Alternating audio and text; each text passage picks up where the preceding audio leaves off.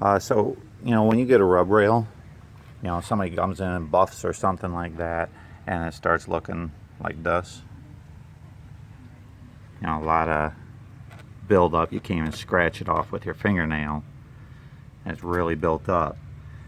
Well, if you get a rag and wipe with acetone, and of course if you're wrapped, like this boat here is wrapped, you want to be really careful. Don't let any of the acetone drip.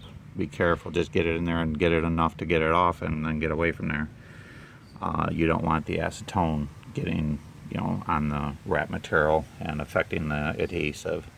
But it'll take it from looking like this to where you come down here and everything is clean. Now, it's not going to get rid of your scratches and little things like that, but that's a vast difference. So going back down here and comparing to what it did look like, every little scratch would catch that buffing compound. Plus, if you look at,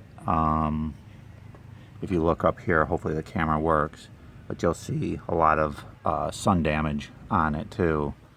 And all along here, you'll see it kind of sun damage. But if you come down to a section down here, you'll see that that's gone. There's a little bit here I need to hit. But for the most part, the sun damages gets wiped out. Just rub a little bit, you'll see the black coming off, and it'll give you a new surface. So again, using acetone and just on the tip of a rag, and just lightly rub that.